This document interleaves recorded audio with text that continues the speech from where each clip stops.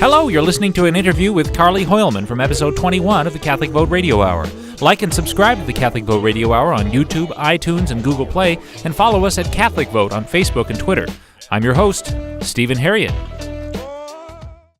And now I'm joined by Carly Hoilman, columnist with Catholic Vote, to talk about a very interesting week of news relating to toddlers and babies. First of all, thank you very much for joining us. Thanks for having me on. Like I said, there's this running theme throughout the week I thought was really interesting. First of all, on Sunday, the Super Bowl. By the way, Stephen, the only reason I agreed to be on this podcast this week was to give a little shout out to the Eagles, because I am an Eagles fan and I do watch the Super Bowl. So Philly. Oh, wow. And I don't know if I'm allowed to say that, but I did. I don't know, Carl. I don't know how many Bradyacks are among our listeners. I really don't know. But anyway, yeah, I saw a T-Mobile ad that was an Orwellian commercial, and it featured an eerie, sort of meandering shot of babies gazing upwards into a bright light, while a voiceover told them, "You will fight for equal pay. You will love whom you want to love." And on the one hand, it's awful creepy to be talking to babies about sodomy. Yeah. The silver lining is that the babies looked totally unconvinced. I guess when you crap yourself once an hour and can't survive without breast milk, fighting for equal pay isn't exactly top of mind. So it was pretty unconvincing because these babies are just sitting there and they're SJWing. So innocent. Yeah, they're so cute. And it's kind of interesting because the narrator is saying all of these things, right? The babies are just so innocent. And I think that's very telling of the liberal approach to social indoctrination.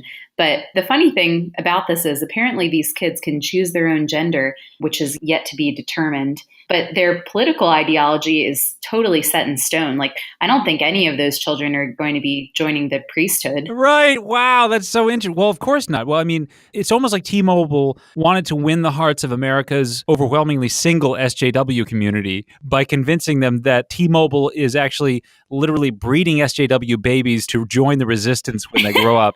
And you're right. The impression they gave was we have basically an SJW hatchery, and we're going to be...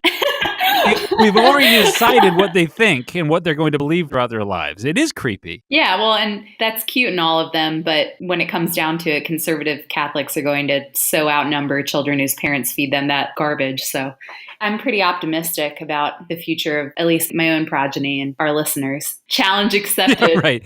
So speaking of babies and toddlers, I wanted to also bring up another topic, which is that Tide Pods look too delicious, apparently. And New York City is trying to outlaw Big Gulp Tide Pods, which are, no, not Big Gulp, but just Tide Pods. They look too delicious. They look too delicious, and they don't want them to get into the hands of kids. And so New York is seriously thinking about passing a bill to do something with how delicious Tide Pods look and make the company change their look. Isn't that right? Yeah, my first response to hearing this was, I'm so glad that I no longer live in Brooklyn because things are just getting out of hand. But I just think Chuck Schumer said that he made that funny comment about the fact that they look appetizing to him. Yes. It's like he needs a bill to protect himself from his own weird, strange addiction, pica thing. It's a New York thing, apparently. Chuck Schumer, yes. I mean, maybe that's why he's been so unbending on immigration. I don't know. It's just like it's getting to his head.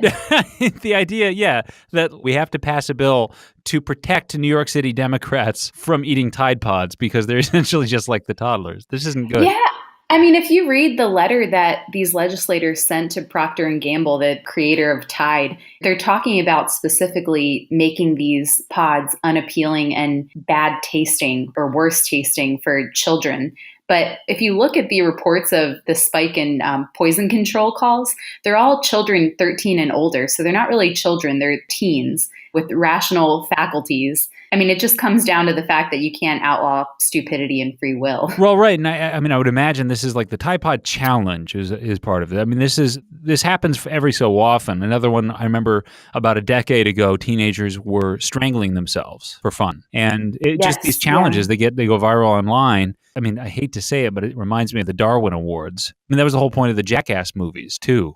Remember? It's like, look at these. Oh, yeah. Can you believe how stupid these people are risking their lives for basically a thrill. Right. And I think it's 100% worse in the age of social media where things go viral in an instant and you have all these impressionable young teens and young adults trying out these challenges so that they'll get more YouTube followers. And it really is sad, but I don't want to laugh too much at the Darwinian comment, but I think that's exactly right. I mean, you're going to have people who are caving to social pressure, and it's just so silly to try to legislate against something like this that's completely beyond the law. Right. Well, I called this on Twitter when I first saw the bill being proposed. I said, this is a flagrant violation of civil liberties and of the principle of survival of the fittest or something to that Yes, effect. I saw that. I love that. But anyway, yeah, this has been a completely pointless interview, but I'm glad that we had this talk about Tide Pods, Chuck Schumer, and baby gender wage gap LGBT ideology. Thanks for wasting my time. It's not like I have a child to care for or anything, Stephen.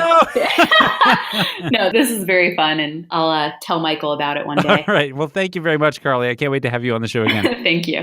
Well, thanks for listening to this interview from episode 21 of the Catholic Vote Radio Hour. Again, you can like and subscribe to the Catholic Vote Radio Hour on YouTube, iTunes, and Google Play, and don't miss the rest of this episode. I'm your host, Stephen Harriet.